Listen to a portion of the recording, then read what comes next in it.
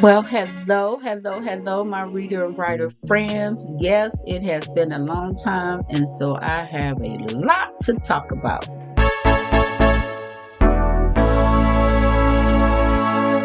If you're new here, welcome. I sincerely appreciate you clicking. And if you're an old friend, what's shaking?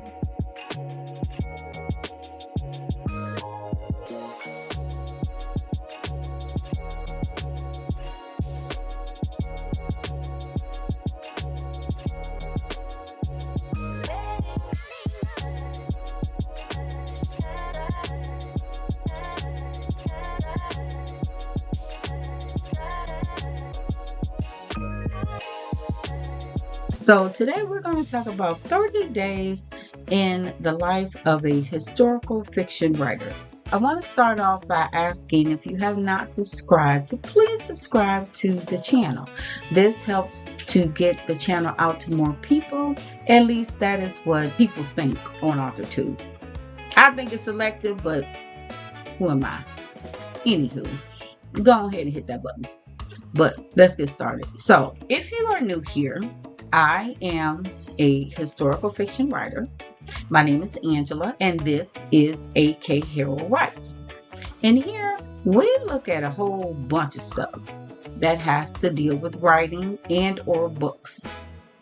And since February 1st, which was Black History Month, I have kind of been very, very busy and have not had a chance to make a video. But here I am today. Okay. In February, I kind of chilled out, took my time, languished, did nothing pretty much but read. And I thoroughly enjoyed myself.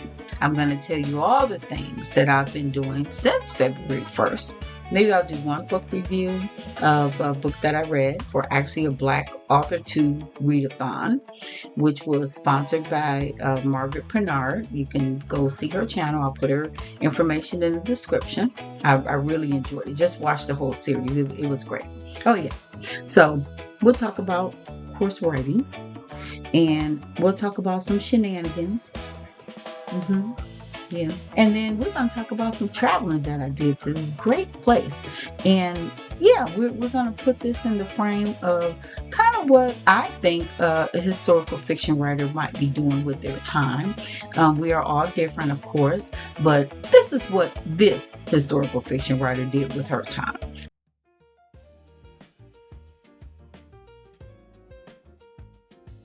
As a historical fiction writer, and I also do write literary fiction, short stories, but I am actually in the process of writing my first novel. I'm very excited.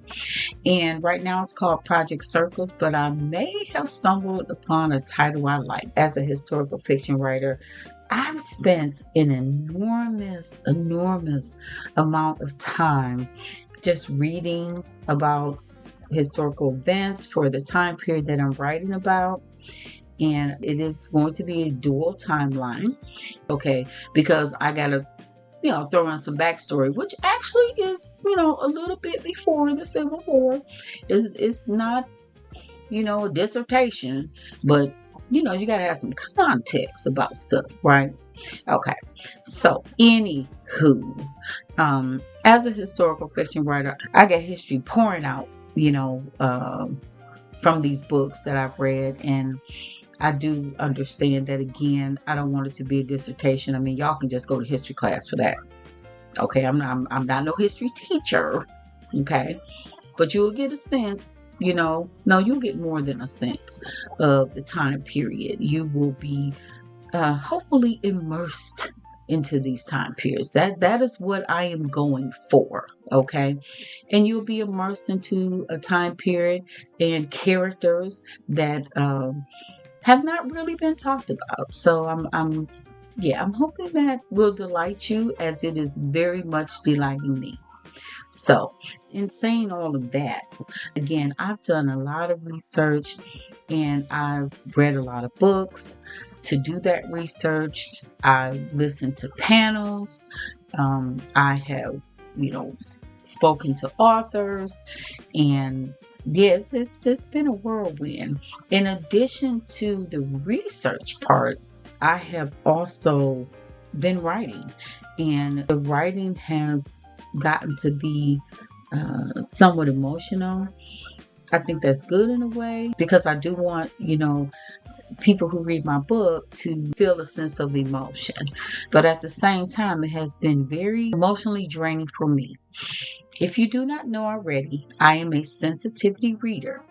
So I read other people's works to determine if there's, any biases, prejudices, insensitive type things that would go into their books, their novels, their creative works that would be offensive to members of a usually marginalized community.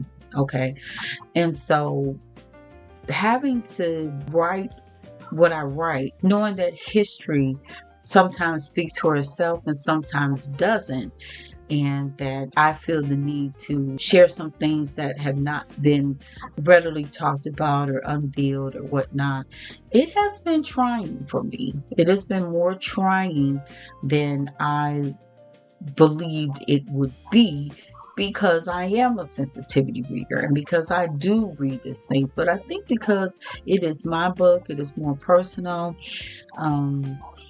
There are some experiences in there that are specific to my culture that has made it quite difficult to write and to read some books and some passages. But we are getting through.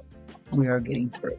So, as I go along my journey of writing this book, which my book mashup is The Wonderful Wizard of Oz meets my life with the Black Panthers. Black Panthers meaning those, within the civil rights era. Okay. Why do I say that? Because when I've been doing some research on Google, it has come back with Black Panthers as in the Black Panther movie. Now, I do love the Black Panther movie series, but this is not that. This is different.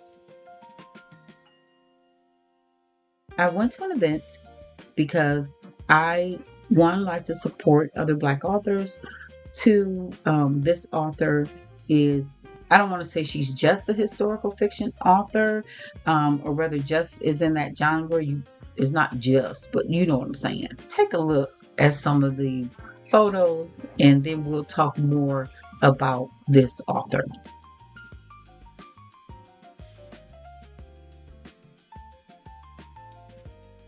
She writes in the historical fiction genre, and I think she's actually written a couple of romances too.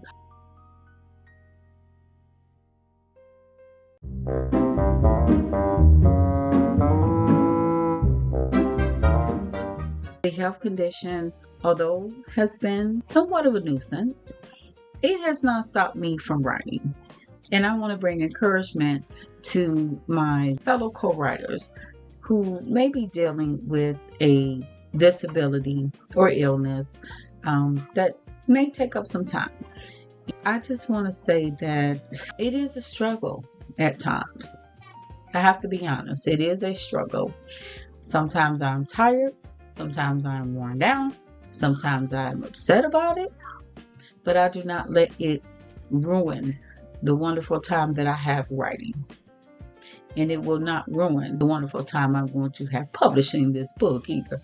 I have two disabilities. One is multiple sclerosis, and one is a rare form of cancer called essential thrombocythemia. I have lived with multiple sclerosis for so many years that I almost forget I have it sometimes. And I think this marks my 20th year anniversary of having it. So just want to give encouragement that you can have a disability and or illness and still follow your dreams. Please do that. Even if you have to break it up in bits and chunks and pieces and whatever, do that, make a plan, and keep it moving. The other one is one that I was newly diagnosed with, I want to say early last year in January or so. And I'm learning that one. It has had its quirks and its moments. I'm talking about these two because not only do I want people encouraged who do have disabilities, who do want to become writers, or book reviewers, or anything else you want to become. I'm talking about these because I want people to feel, if they feel something is going on, to get checked out, I know that with the current economy, some things are higher than others, especially when it comes to medical insurance. But if you have medical insurance, and or if you are able to find free resources to get an annual check, to please do that. The things that you can learn from getting annual checks could potentially save your life. And it certainly will make you feel like you're not crazy or something, that something is really going on with you. And to prepare, to plan, to incorporate that in with your writing life or book review life. It is okay. It does not stop the show, so to speak. Not unless you allow it to take over. Now, there will be moments that it will consume a part of your life. And so we plan for that. We plan to have time to rest, relax, get sad, all of that when this comes up. But we do not stay in that moment. We move on. We get ourselves together and we say, hey, you, kick rocks from now. I'm back to writing. I'm back to reading. So that's just like my little thing. If you guys want to know more about, MS, multiple sclerosis, or if you want to know more about ET, essential thrombocythemia, please let me know. I am more than happy to, discuss this on the channel. I think I did do a video where I did discuss them a little bit, but if you want to know more, just let me know. We can talk privately. That's fine as well. All right, moving on. So another shenanigan that I had to deal with was trying to get some extra income. One thing was through sensitivity reading. And again, I'm a sensitivity reader, and I do it part-time when I can, when I see a project that I like. Well, I had a project come up that was a bit of a shenanigan. I am always willing to give a little feedback on part of a project, 1-2 page sample, in order to see if I and the person that I will be working with would, get along, be able to work together. And so I had one person reach out to me to do a sensitivity reading. And I think he kind of wanted validation that what he was saying was correct. And without seeing the full manuscript, I could not decide that. That takes time, and that takes effort, and that takes mental fortitude. And like I said, I am always ready and able to do a sample read, 1 or 2 pages, something like that. But I kind of felt like this person was trying to get a full read, and baby, I charge for that. And if you're doing it, you need to charge for it too. Why? Because it is mentally, emotionally draining. Yes, it is. And this particular person had a subject that was very, very emotionally draining. But anywho, that was one shenanigan. What did I do in that case? Oh, I decided not to take the project. All money ain't good money. Anywho, the next thing I did was some Uber driving. Now, Uber driving can be very, very interesting. I'm not one of those people that can drive for forever, okay? Physical body ain't got it like that. But I will say, in driving Uber, you meet some characters. And so I think of it as a twofer, okay? Not only do I make some money doing it, but I also get to listen to conversations to help with dialogue. I get to meet fascinating people. I even met a ballerina one time from the Cleveland Ballet. You get to meet people from different countries and different fields of work and having different issues. If you ever want some character, help with characterizations, drive yourself Uber, honey, because you will meet all kinds. It's interesting. You'll get a lot of stories from it. A lot of short stories. I'm putting together a little thing about Uber driving because, honey, the stories I have had, the stories I have heard will knock your socks off. Moving on. So as I stated before, in the month of February, it was Black History Month, and I did a lot of reading. And I'm going to go over one of the books that I read. But before I do that, I do want to show you guys two of the books that I bought from the author event that I went to, and that she was nice enough to sign them. So I appreciated that. Here they are. So the first book is called Yellow Wife. The author is Sadika Johnson. You might have heard of her, I hope. If you haven't, please go check her out. This book was a hard read at times. It has to deal with, I'll just read it. One woman's captivating tale of survival in the most notorious slave prison of the antebellum South. Born on a plantation in Charles City, Virginia, Phoebe Dolores Brown has lived a sheltered life. Shielded by her mother's position as the estate's medicine woman and cherished by the master's sister, she is set apart from the others on the plantation, belonging to neither world. She'd been promised freedom on her 18th birthday, but instead of the idyllic life she imagined with her true love, Essex Henry, Phoebe is forced to leave the only home she has ever known. She unexpectedly finds herself thrust into the bowels of slavery at the infamous Devil's Half Acre, a jail in Richmond, Virginia, where the enslaved are broken, tortured, and sold every day. There, Phoebe is exposed not just to her jailer's cruelty, but also to his contradictions. To survive, Phoebe will have to outwit him, even if it means making the ultimate sacrifice. I read this book maybe a couple of years ago and I really enjoyed this. I enjoyed the historical part and I enjoyed the emotional part. And Sadika Johnson was very, very good at doing that in her books. She also wrote The House of Eve, if you have read that one. Here's the next one. So the next one is The Keeper of Lost Children. This is her latest book, and I'll just read the synopsis from inside the book. Ethel Gathers, the proud wife of an American officer, is living in occupied Germany in the 1950s. After discovering an orphanage filled with the abandoned mixed-race children of German women and Black American GIs, Ethel feels compelled to place them in loving homes. Philadelphia-born Ozzie Phillips volunteers for the recently desegregated Army in 1948, eager to make his mark in the world.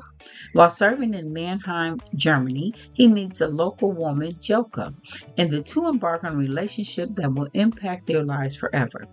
In 1965, Maryland, Sophia Clark is given an opportunity to attend a prestigious all-white boarding school and escape her heartless parents. In the course of her studies, she discovers a secret that upends her world and sends her on a quest to unravel her own identity. Toggling between the lives of these three individuals, Keeper of Lost Children explores how one woman's vision will change countless lives and demonstrates that love in its myriad forms, familial, parental, and forbidden, and even love of self, can be transcendent. So, looking forward to reading this book. When she came to the event, yes, I did tell her that I was writing a book and that I hope to one day be sitting by the shelf by her. Yes, I did. Listen, you ain't got faith in yourself, who got it? Okay? Anyway, so she signed my book right here. I think that says Love and Light. Yep, there you go. And then she signed this one. And let's see what she signed. Oh, Angela. She said, believe. And I do. Thank you. Yes, I do. I will be on that shelf with her. Best believe. Speaking further about books, y'all know that I did that book game. And I want to let you know if I won. Okay? And please let me know if you played. And if you did you get some right? Did you make some lines? Did you make book bingo? Let me know. But anyway, here's my chart. Okay, so I had to do a voiceover for this. I don't know what happened to the picture part, but anywho, this is the BHM Black History Month book chart, and I gave an example of how I was going to do this. As you can see, there are 9 different subjects. One was beautiful cover. Next was an AuthorTube book. Another was multiple identities. Then we had the classics, nonfiction, uncomfortable ness, uncomfort zone for me, self-published, historical fiction, and a debut book. So, as you can see, there are white labels and there are green labels, and then there's one that's green and white. So the white title means that I did not finish that book. Okay, I did not finish the book, but these are great books. The one with the green and white means that I am still reading the book, which I am. And then the green ones were the ones that I finished for the month. And those books I will be giving a review on. Stay tuned for at least one review in this video of the book by the AuthorTuber that I read. And as you can also see, according to the bingo game, I did wind up making one line. So the AuthorTuber book, the nonfiction book, and the historical fiction book is one vertical line. Therefore, I won bingo at least once. Ding, ding, ding for me. Moving on. And I will say, as of right now, one book on this list is definitely going on my hottest books of the year. Stay tuned for that.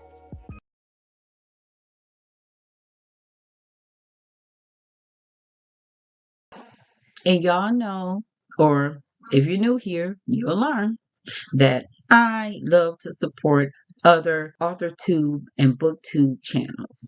Please give a shout out. Please go to their channels. Please say hey, do. Please share the information, because that is how we all learn. We can all find these wonderful, wonderful people that are putting in some great work. Here's this week's channel. Enjoy.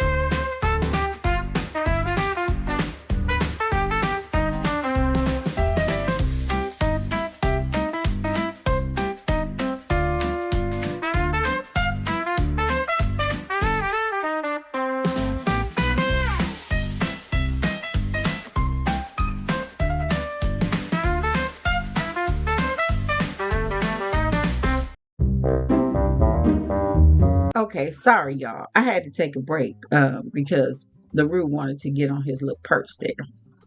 That's the Roo, my cat. He cannot stand to just let me do my videos. Never can. Anyway, back to what I was saying.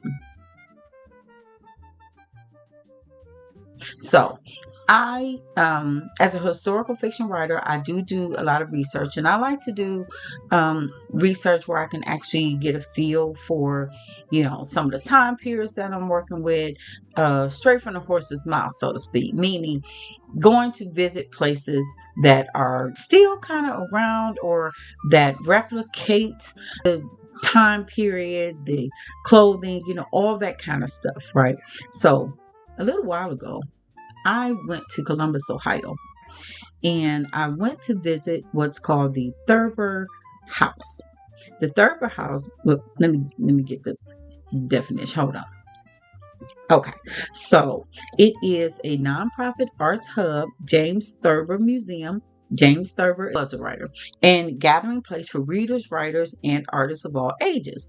The programs include the Thurber Prize for American Humor, one of the highest recognitions of humor writing and cartooning in the United States.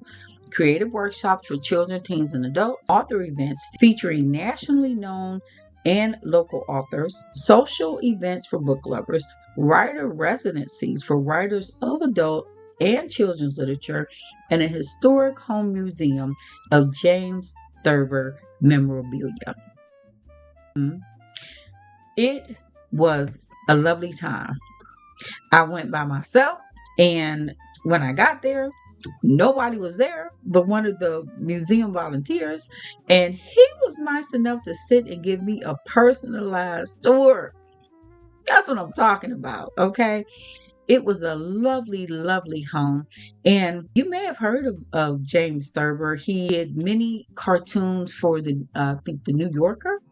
And this cat. You want to get down? Don't jump on me. Rude. Anyway, what can you do? You can't do nothing about these kids. Anyway, when I went, the museum volunteer was so knowledgeable, and the museum was great. So, James Thurber, you may know him from writing The Secret Life of Walter Mitty, but he did a lot of cartoon work and everything for the New Yorker. And so, yeah, it was enjoyable. Let's look at some pictures, okay?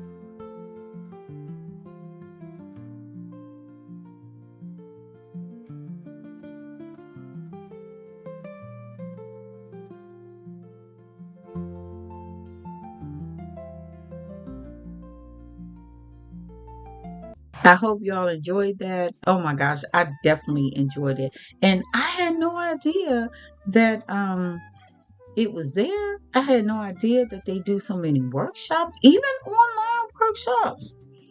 Look them up. They got some good ones. They actually have a good one coming up with Diane Callahan. Yeah, more travel to come. More travel to come.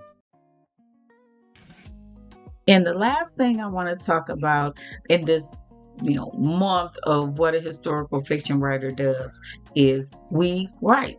And I want to talk about a few of the ups and downs, the unexpected that I did with my writing. So again, I'm writing a historical literary fiction. It is a dual timeline. It is based in the 1877 to 1880, 81, 82, and then again from 1969 through 1973, 74. And the reason why I'm writing it is because, well, three reasons. One, because I wanted to share some history of African Americans that is kind of rarely talked about. And so I'm going to be talking about the exodusters. I'll put a definition on the screen.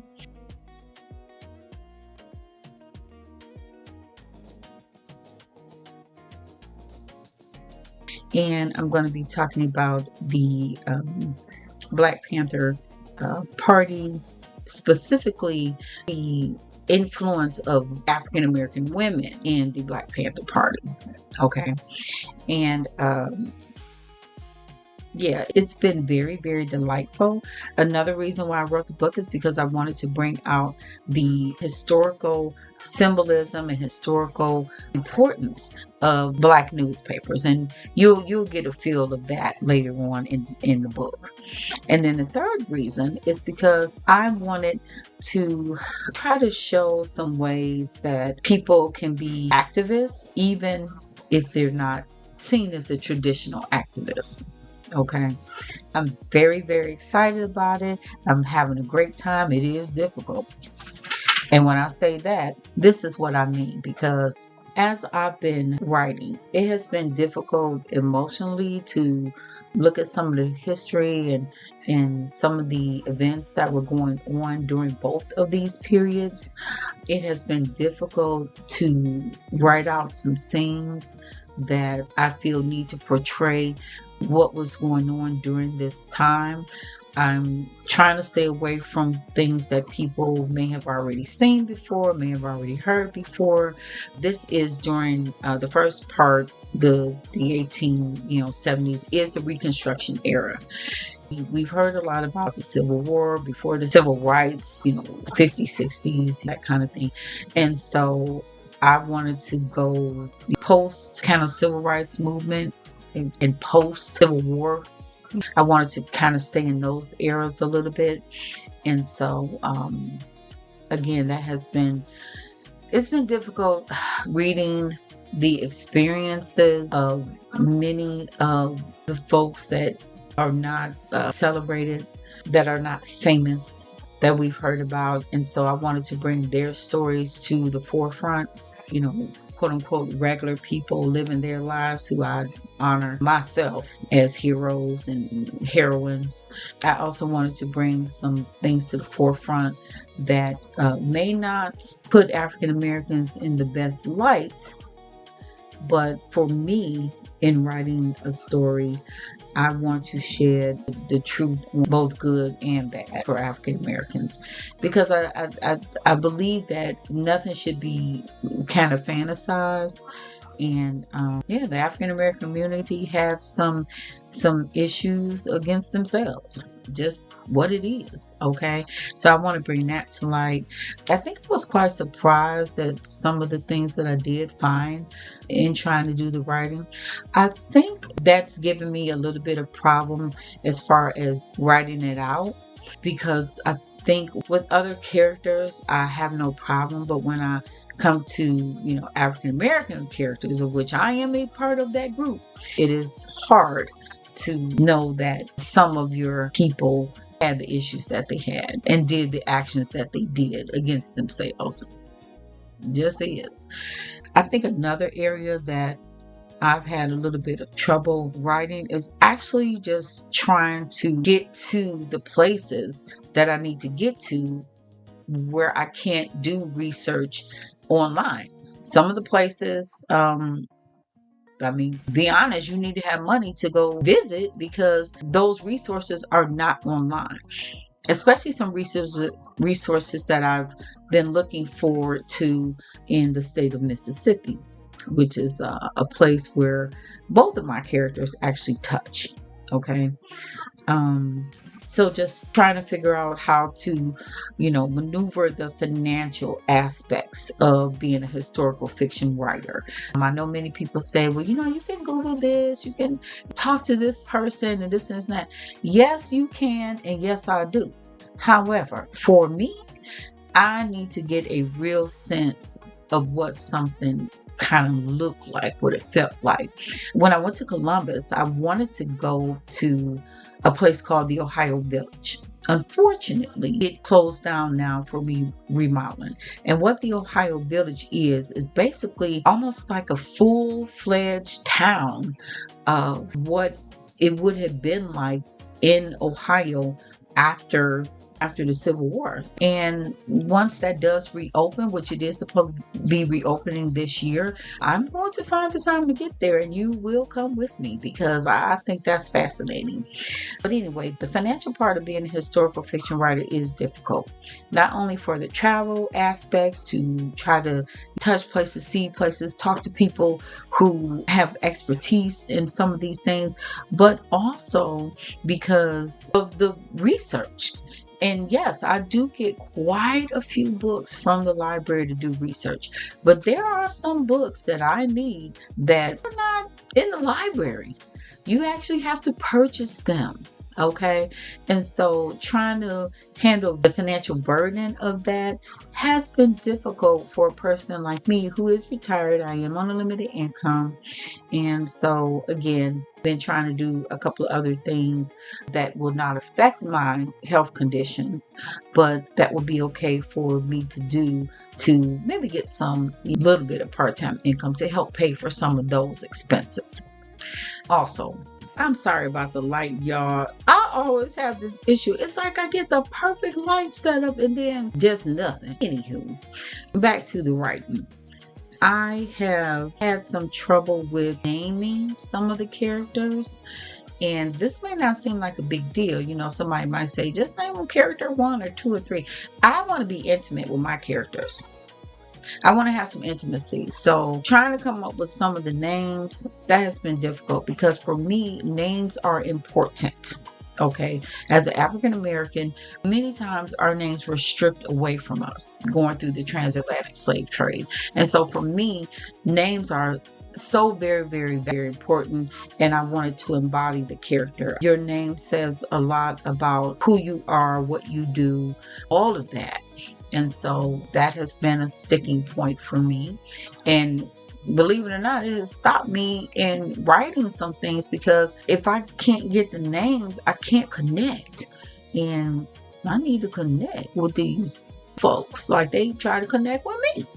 So naming characters has been part of the difficulty in actually writing. I have joined a writing circle. I found a writing circle at my local library. We meet every Friday and we have a moderator, and people can give parts of their manuscript to the group, and it's given on Mondays. And then we meet on Fridays. We get to catch up like the first 15, 30 minutes. And then the moderator tells the rules of the writing circle. And then at one point for like about an hour, the author of the manuscript will read what they wrote. And you can give them their critique either online, or you can write notes on the pages that they give you, or you do have the opportunity to give a 3-minute critique because we do have quite a few people. It's usually at least about, 15, 20 people in there. And then once everyone has been able to speak, then we will follow up with a 1-minute critique. The author is there to listen. And then at the end of everyone's critique, then they can answer questions. They can talk more about the work. They can explain things about the work. So it's a good time. It's a good time. And I have found that the people are very supportive. There are all different levels. At first, I was kind of nervous because I'm like, shoot, these people write like they should be already published. I can't compete with these people. And then I said, but you're not there to compete. You're there to learn. You're there to listen to what their passages say to people and to learn stuff for your work. And I have found that once I've taken that attitude, that I have gotten a lot out of it. They're great writers, great moderators, people who published already, people who are just starting on their first books like me. There are poets in there, there are novelists in there, and it's just a good mix for me. And no shade to my younger folks, but most of the people in the group are kind of around my age, a little bit younger, and older. And so I feel comfortable with speaking there. I will say there are not many minorities in the group. Now, that being said, the people that are in the group seem to be pretty open to different types of works. As you know, being a historical fiction writer, I'm probably going to be bringing up some stuff that, I don't know, people may or may not want to discuss. But as long as they discuss things in a respectful way, then I am okay. I really am. A critique for me is good in the sense that I'm getting my work out. People are able to read it and hopefully enjoy it. And I'm able to learn. And I do learn something every single time I go there. Now, because of illness, I haven't been able to go 2 weeks out of the 2 months that I've been off AuthorTube. But I will be going there this Friday. Fingers crossed, my health holds up. And I do still do a critique and turn it into the moderator to pass along to the authors. For this particular writing circle, you have to have participated in 3 sessions. And then you're able to give your work. I don't know if I've participated in 3 sessions, but I'm not sure I'm ready to submit my work, but eventually I will, because I do want the feedback. And they give very helpful feedback.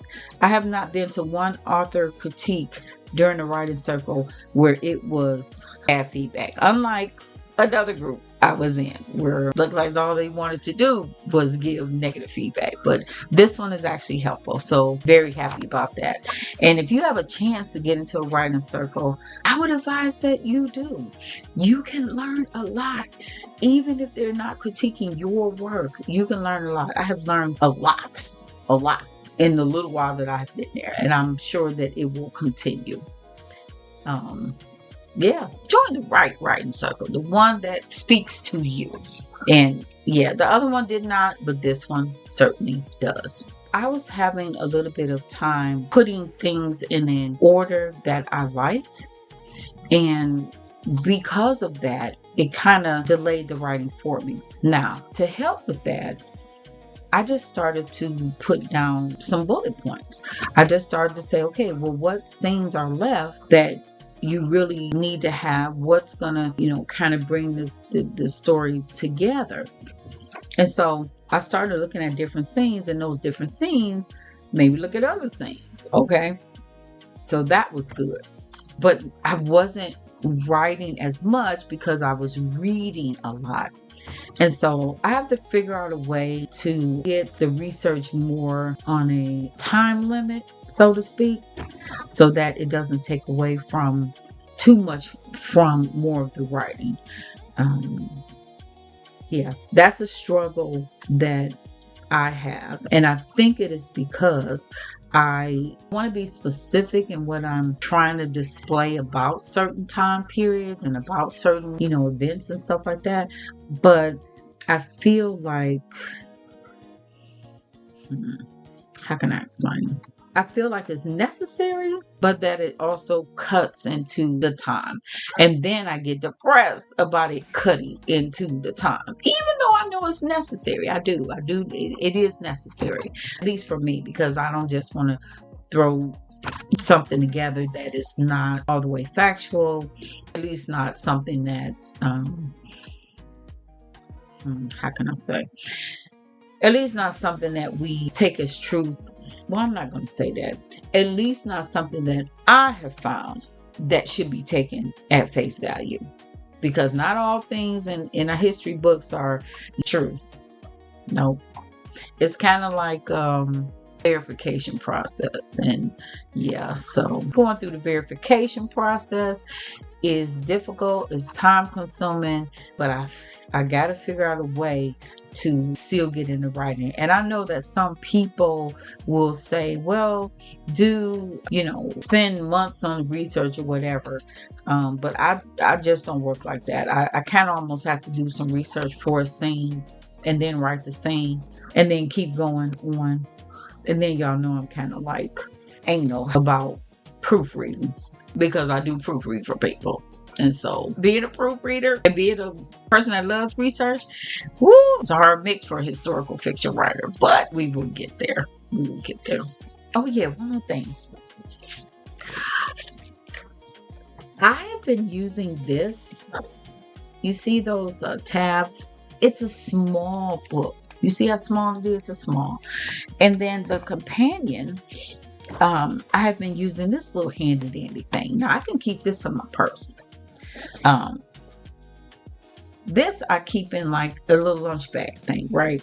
And so I'll jot down like a little simple idea that I have in here and then go back to it later in here. It's been great to break it up as far as characters go, as far as lines that I want to put in to the book that are just coming off the top of my head, and I'm like, oh, I need to write that line down. It's good for that. It's good for trying to organize stuff. I get you one of these if you can. It's really, really good. And then the last thing, I don't know if I showed you all this, I may have, but it's my planner, and I have found this to be invaluable. We'll go to January. So you can write in, it has like the months. It has like, okay, so here's January, and it has like the the whole month that you can write in something actually, but it also has like the planner for 26-27 calendar rather. It has a place where you can put your budget and your expenses, and then I have like a brain dump or you see that? Well, anyway, it's got like a brain dump section. It's got a monthly reflection section.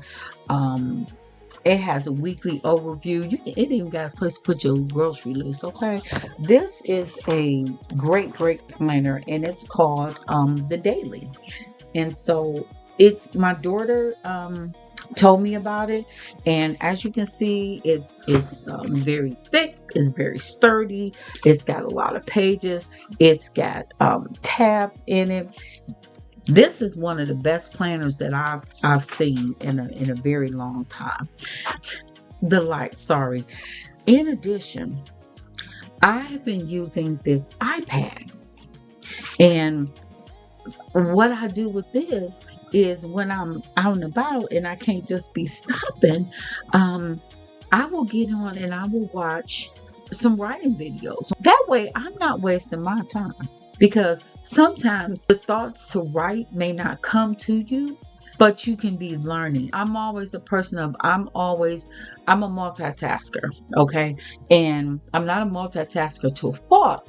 I'm a multitasker to positivity, okay? So if no words are coming to me, that's okay.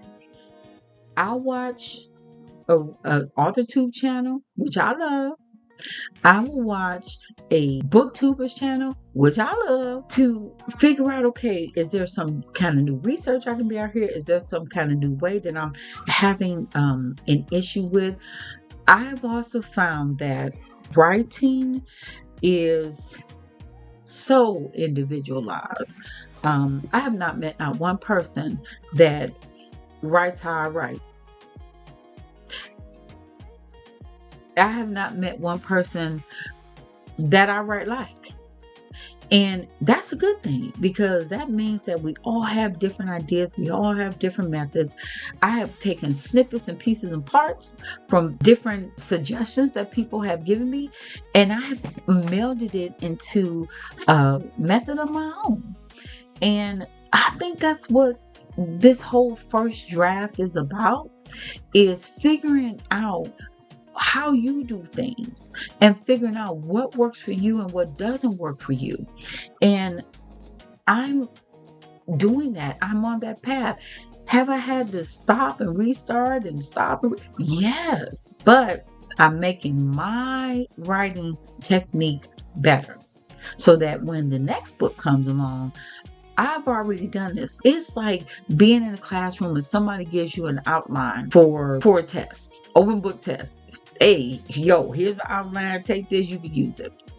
When you get to the open book test, you're looking at the outline and thinking it's gravy for you.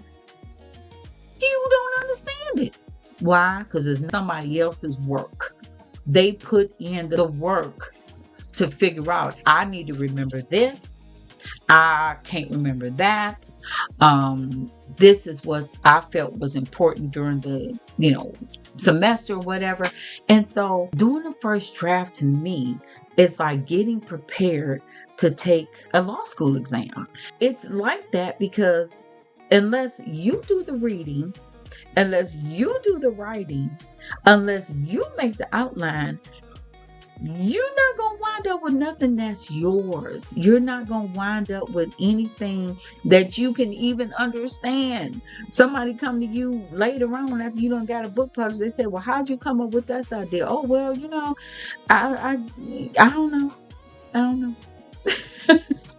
And so even though the process is difficult, even though the process is time consuming, I truly believe that going through this process and figuring out, I'm good at dialogue, but I'm maybe not so good at, metaphors, or I'm good at using language to bring some newness or something, or very good at research and putting research in that is not like a dissertation. Don't nobody want that.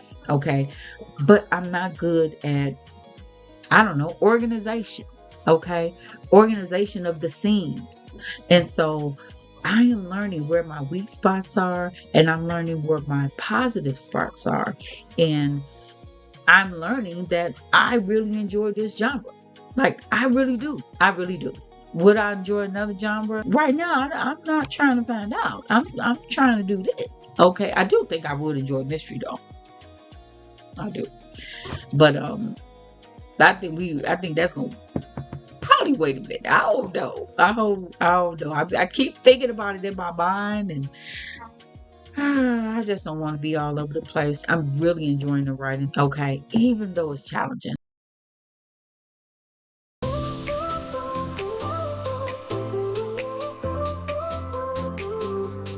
Again, if you have not subscribed, please do subscribe. Please share. I mean, it's free. About the only thing left around here that's free. Okay. You know what I'm talking about. But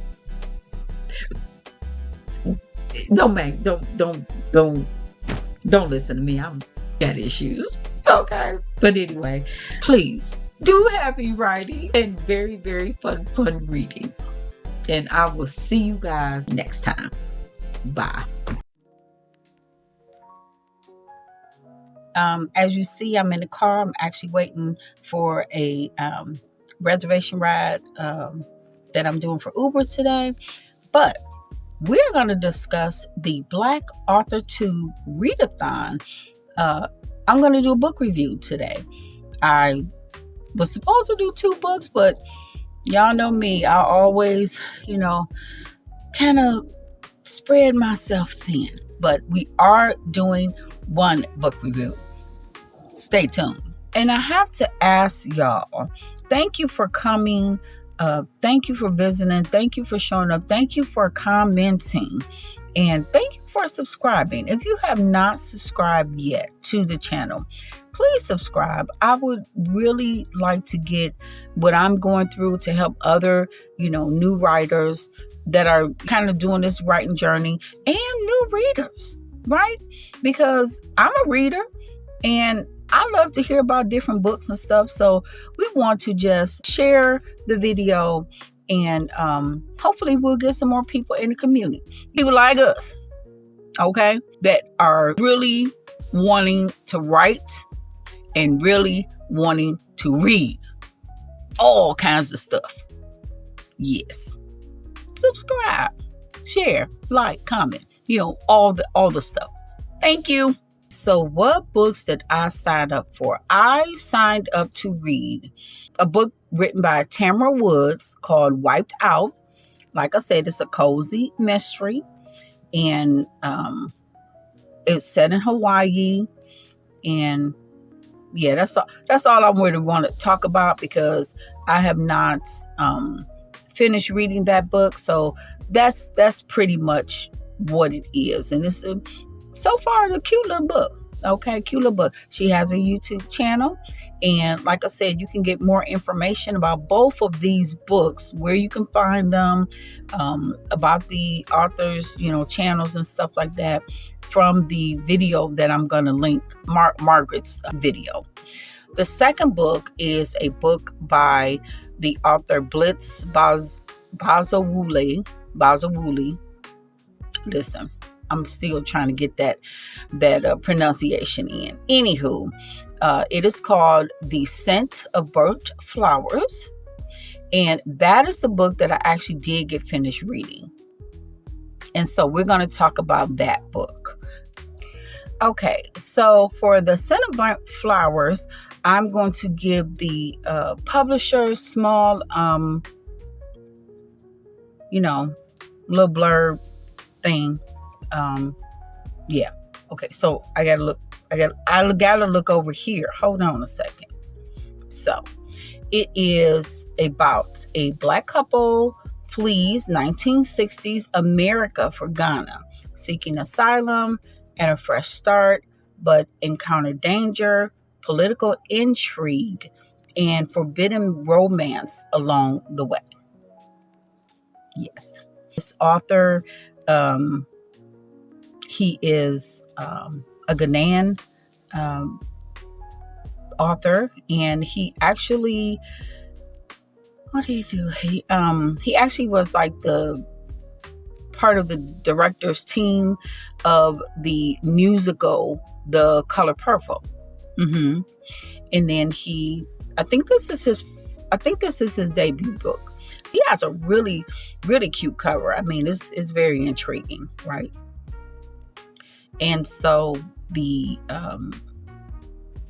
I think what I'm going to do now is I'm going to go ahead and review the book. I'm trying not to give spoilers, but there is no guarantee.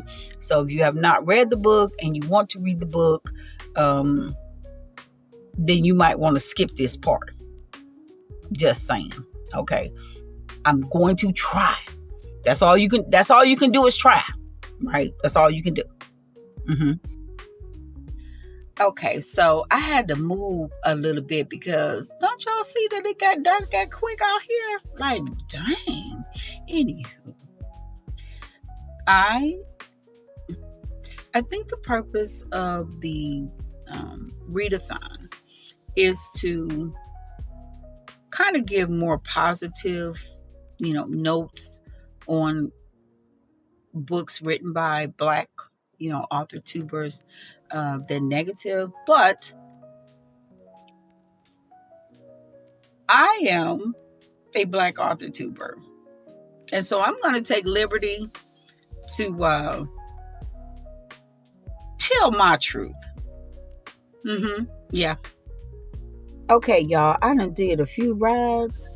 Y'all see it's still dark. I done took a break. I had some dinner.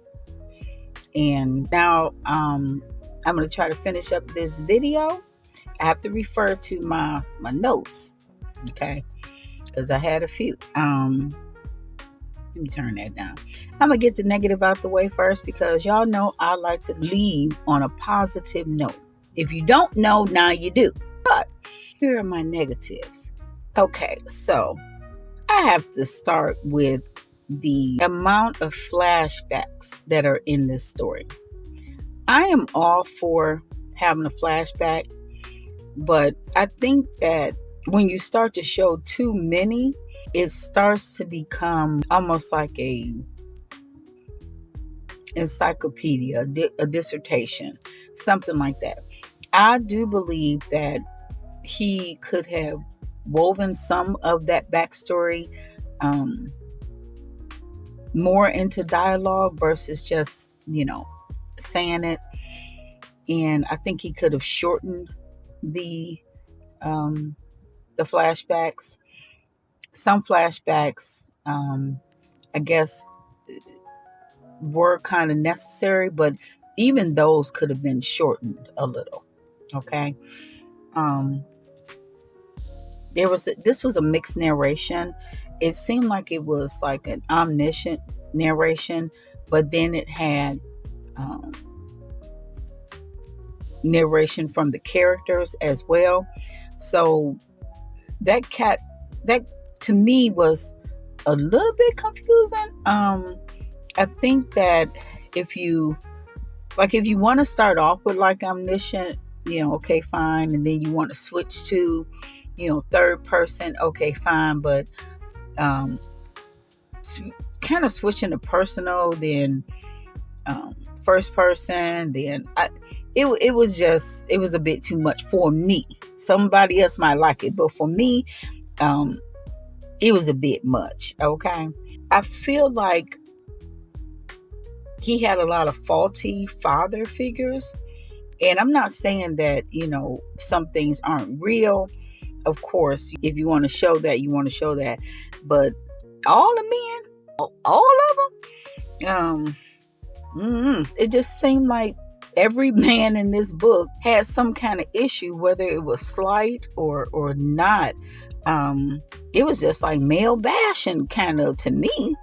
I would have liked to seen one person kind of be uplifting or positive or something, right? There were a lot of caring women in there, but he also kind of, to me, put one of the main characters, that's a woman, the female protagonist in the book, he kind of put her in a kind of simple life. Like, she couldn't make decisions for herself. Eventually, yeah, she grew to make decisions, so maybe that was his character arc. But some of the things she did, I don't know. I guess it happens. But the black women I know wouldn't. No, they would have questioned something at some time. Well before when she started questioning, and they would have said it out loud. And I know that's not everybody's personality, but I don't know. It just seemed to me, it wasn't part of what I know about American black women. He had a lot of telling versus showing, and that also started to become more of like a dissertation, which is strange because this book is pretty short. I mean, I don't even think it reached 300 pages. I know it didn't. It was 2 something. I was rather shocked how short it was. And I think that had he lengthened the book, because it was very, very plot driven, right? It's just like bam, bam, bam. I think if he had lengthened the book, I think that he would have had time to kind of expound on things that he just, told instead of showed.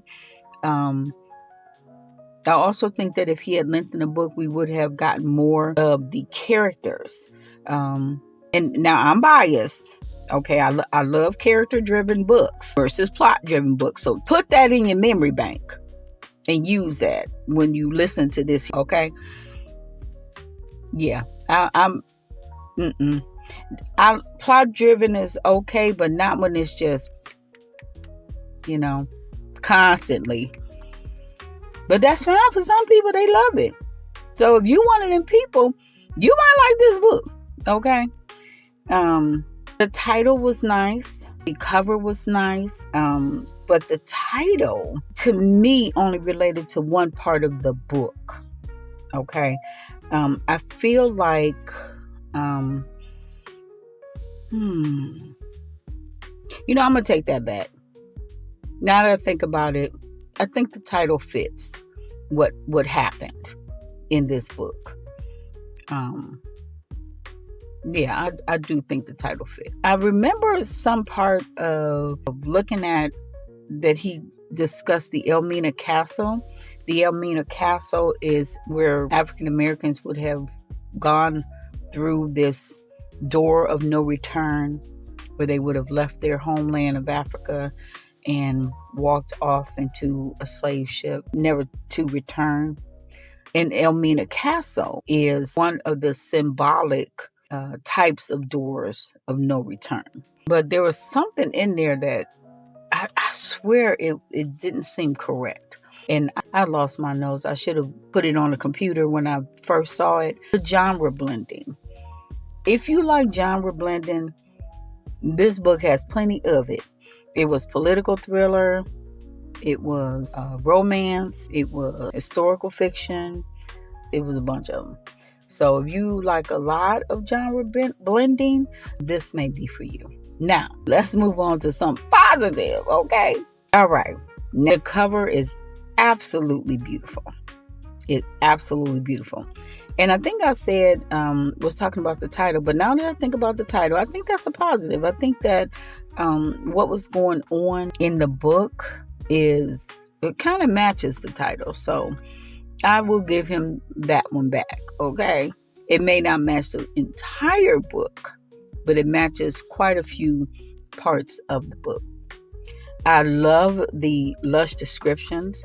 I did feel like I was actually in Ghana and in the other places in Africa when he described it. And that may be because of his director's type of thing. He is very cinematic.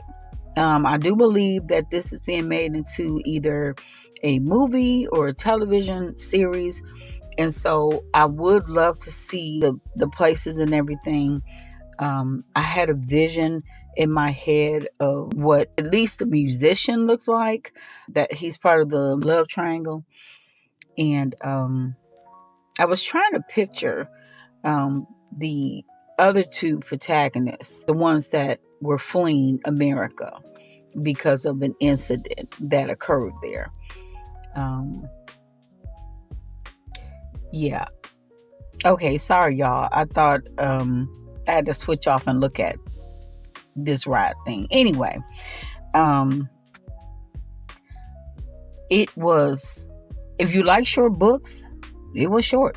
In my, view, it was short. When I read a fiction novel, I kind of like to get immersed and stay immersed and really be in that world for a minute. And when I say that, I'm talking about 300 plus pages, maybe not 400. Okay, let's not get crazy. But maybe about 300 plus pages is good. This one was in the 200 something. And that's okay. Some people like to read short novels and plot driven novels, and you might want to check this out if you want to know anything about the history. I did like that he brought up what happened with President Nkrumah, the African president who was exiled.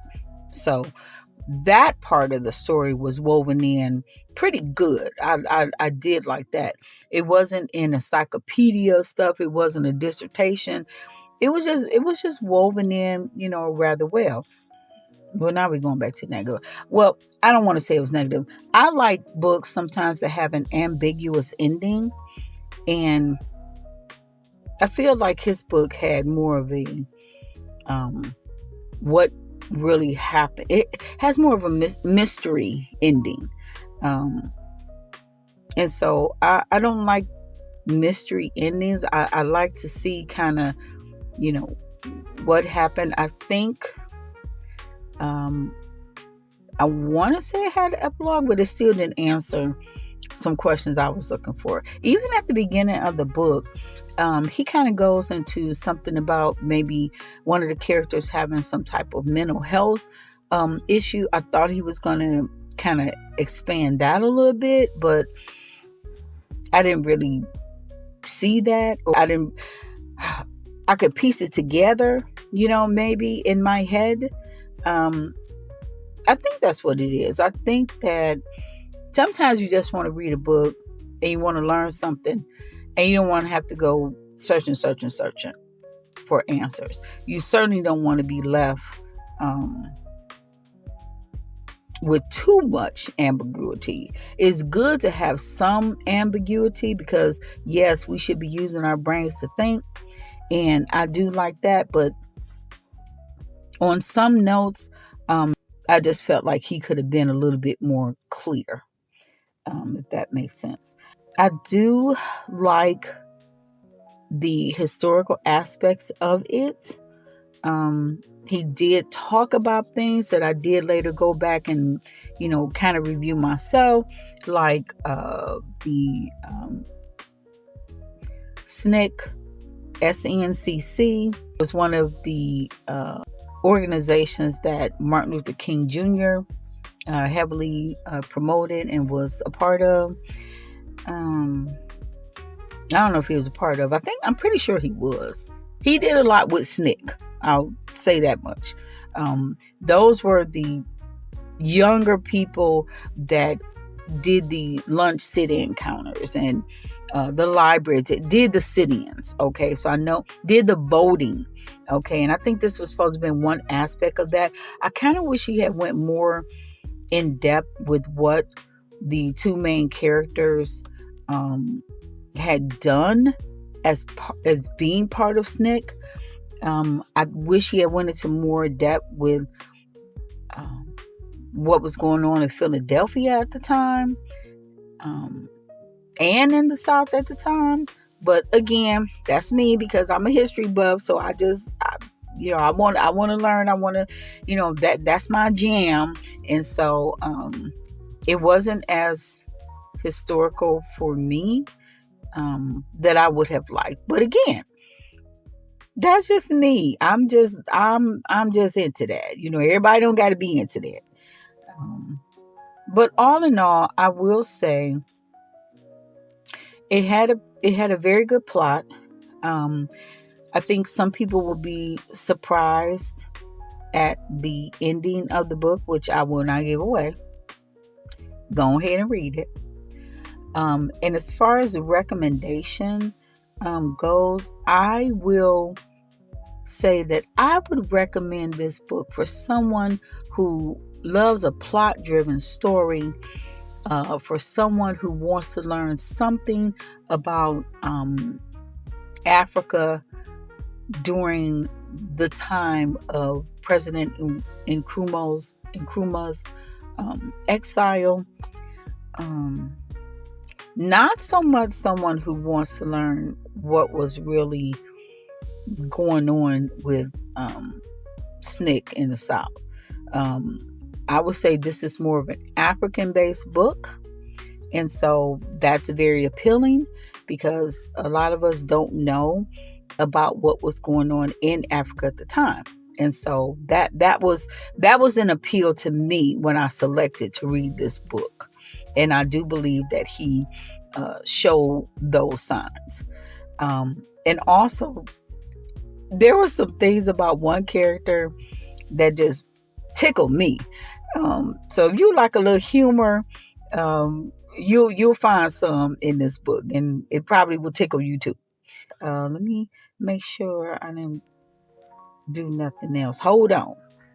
Nope, I left something out. So I like to do book reviews and say, how I feel about it as both a reader and as a writer. So as a reader, like I said, it has some of the aspects I was looking for, showing some of the history of Africa during this time period, the parallel, between civil rights in America and civil rights in Africa. So we're looking at that.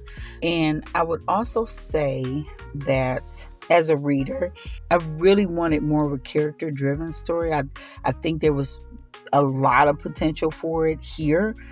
And that is not to say that someone who loves plot-driven books or even character-driven books wouldn't enjoy this book.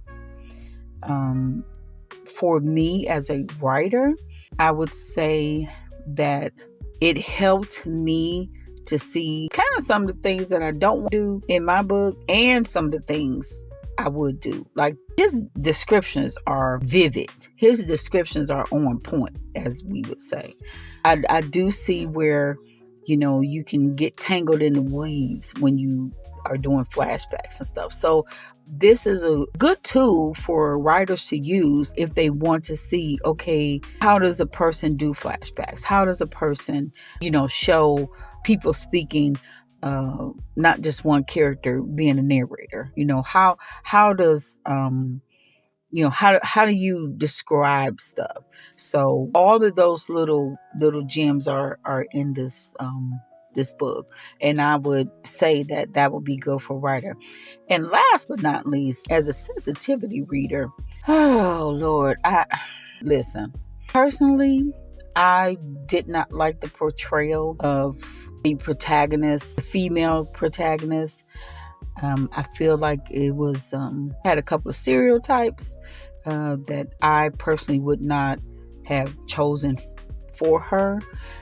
But again, author's discretion, That's going to wrap it up, y'all. Thank you so much for listening. Please go over and watch, even if you watch it after the fact, go over and watch Margaret's interviews with all of the authors that she had for the Black AuthorTube Readathon.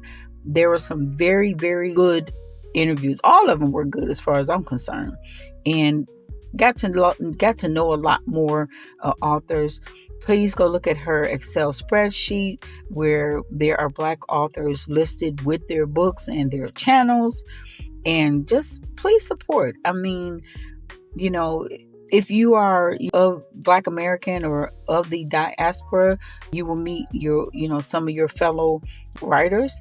If you are not, you will find some very engaging authors, writers, and I believe stories. I will do the Cozy Mystery book review. I will probably do that sometime next month. So be looking for that. I'm telling you, February, honey, all I did was read it. I think I maybe wrote 2 pages. Okay? 2. But I learn a lot when I read, and I know it's going to be helpful in my writing. So anyway, let me wrap up. Come back next time, honey. I'm always busy, and I got a treat for y'all. In the meantime, in between time, please do happy reading and fantastic writing. Bye.